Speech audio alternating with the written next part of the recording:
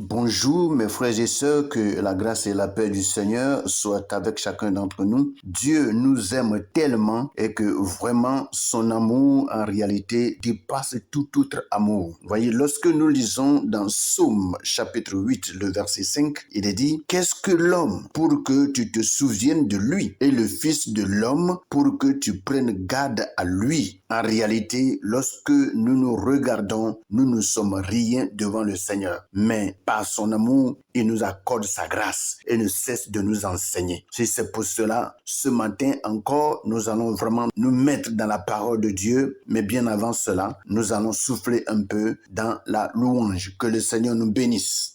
Car je la victoire, Jésus. Jésus est vivant. Victoire. Il est ressuscité. Victoire. Jésus est vivant. Il est ressuscité. Victoire. Jésus est vivant. Il est ressuscité. Victoire. Emmanuel est vivant. Il est ressuscité. Victoire. Il est ressuscité. Victoire. Il est ressuscité. Victoire. Ressuscité. Il est ressuscité. Victoire. Ressuscité. Il est ressuscité. Victoire. Jésus est vivant. Il est ressuscité. Victoire. C'est vrai. Je n'aurai jamais, jamais peur. Je n'aurai jamais, jamais peur. Je n'aurai jamais, jamais peur. Je n'aurai jamais, jamais peur.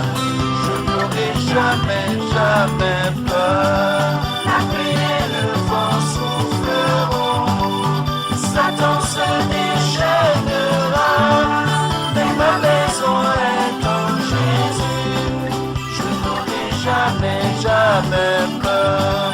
Je ne cesserai de te bénir ce matin et de te glorifier, toi le Père Tout-Puissant, celui qui règne à jamais et à perpétuité. Merci notre Dieu, Seigneur, de ce que tu es pour nous un véritable sauveur, celui en qui nous nous réfugions, notre protection et notre sécurité. Reçois toute la gloire, la magnificence et l'élévation. Nul n'est semblable à toi, nul n'est comparable à toi. Merci parce que Seigneur, aucun autre Dieu n'est comme toi. Tu es le seul et tu es unique en ton genre. Et nous te bénissons et te célébrons comme Seigneur cela se fait dans les cieux par les saints anges, les archanges, les chérubins et les séraphins qui, notre Dieu, ploient leurs genoux au devant de toi et t'adorent et disent: Saint, Saint, Saint est l'Éternel, toute la terre est remplie de sa gloire. Nous te louons, Seigneur, et te glorifions en toutes choses. Merci de ce que, Seigneur, tu as porté tes regards sur chacun d'entre nous. Tu nous as préservés toute la nuit jusqu'en ce matin. Merci pour la force. Merci pour la vie que tu donnes à chacun. Merci pour l'énergie que tu donnes à chacun. Merci pour la santé de chacun, notre Dieu. Nous croyons, Père éternel, continue, Seigneur notre Dieu, en pleine santé, en pleine joie, recevant de toi la paix qui vient de ton trône. Sois célébré et glorifié dans le nom puissant de Jésus. Amen. Frères et sœurs, bonjour, que la grâce et la paix du Seigneur reposent sur chacun. Je bénis Dieu qui nous donne cette grâce d'être dans sa présence ce matin afin de recevoir de sa part la parole qui coule de son trône, la parole de vie qui est comme une rivière qui coule de son trône. Que son nom soit béni. C'est pour cela, sans trop tarder, je vais demander à chacun de prendre la Bible dans le livre de Proverbes, chapitre 31, et nous allons lire du verset 4 au verset 6. Et nous commençons notre lecture dans la version Louis II. Et je lis à partir du verset 4. Il est écrit: ce n'est point au roi Lemuel, ce n'est point au roi de boire du vin, ni au prince de rechercher des liqueurs fortes, de peur qu'en buvant, il n'oublie la loi et ne méconnaisse les droits de tous les malheureux. Donnez des liqueurs fortes à celui qui périt et du vin à celui qui a l'amertume dans l'âme. Voici ce que Louis II nous dit. Nous allons rapidement partir dans la version français courant où nous allons lire le même passage, Proverbe chapitre 31 du verset 4 au verset 6. Et je lis rapidement dans le français courant. Il est écrit, le vin lemuel n'est pas bon. Le vin lemuel n'est pas bon pour les rois. Ce n'est pas à eux d'en boire, ni à ceux qui gouvernent de boire de l'alcool. S'ils s'enivrent, ils oublieront d'appliquer les lois et trahir les droits des pauvres gens. Que l'on donne plutôt des boissons enivrantes à ceux qui vont mourir ou qui ont une vie misérable. Voici ce que le français courant nous dit ce matin et nous allons profiter de la lecture de ces deux versions pour commencer notre méditation de ce jour. Nous retournons rapidement à la version Louis II, chapitre 31 au verset 4. Ce n'est point au roi Lemuel, ce n'est point au roi de boire du vin.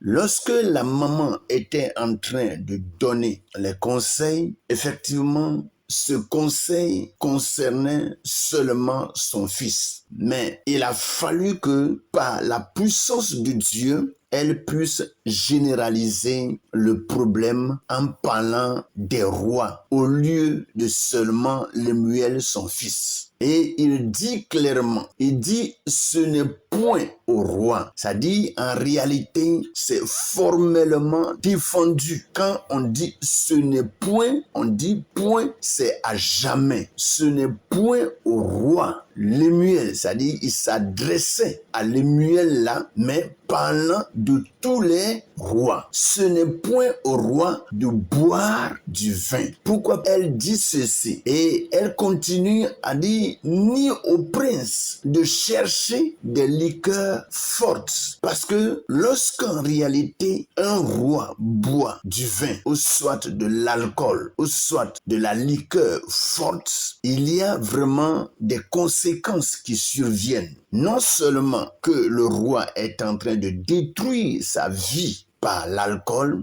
mais aussi sa vie porte atteinte à la vie de tout le peuple sur lequel il est établi. Plus précisément, la vie des malheureux. Vous voyez? Donc, ni les rois, ni les princes ne doivent en réalité consommer de la liqueur forte. Mais qu'est-ce que nous voyons aujourd'hui? C'est le contraire. Aller dans les maisons des rois, des présidents, des gouverneurs, des chefs d'entreprise, des chefs de société, des responsables premiers des instituts, vous allez, vous visiter leur maison, les liqueurs fortes ne manquent pas. Et c'est pour cela, en réalité, la communauté tout entière a des troubles. Parce que ce qui est défendu par Dieu et qui est observé par l'homme, Dieu ne peut pas être d'accord avec ça. Et au lieu que Dieu apporte la bénédiction, c'est des malédictions qui nous frappent. C'est pour dire que lorsque Dieu défend quelque chose, il y a lieu de l'observer pour que dans l'observation, nous puissions obtenir de la part de Dieu la grâce et sa bénédiction qui coule de son trône. Alléluia. C'est une histoire, sinon un cas sur lequel les gens tardent beaucoup. Est-ce que le chrétien peut boire de l'alcool? Est-ce que le chrétien ne doit pas boire de l'alcool? Et il y a beaucoup de raisonnements autour de cela. Et on prend même des passages bibliques pour justifier notre péché, notre désobéissance. Cela ne doit pas en réalité se faire. Dieu parle au roi, Dieu parle au prince. Mais qui sont en réalité ceux-là dont Dieu parle? Quelqu'un qui vraiment est juste et soit justifié par la parole de Dieu est roi, parce que tu vas régner par la parole, tu vas régner par l'Esprit de Dieu, tu vas régner par l'autorité de Dieu et la main puissante de Dieu continuera d'être avec toi. Nous sommes des princes et des princesses parce que Jésus-Christ est le roi des rois.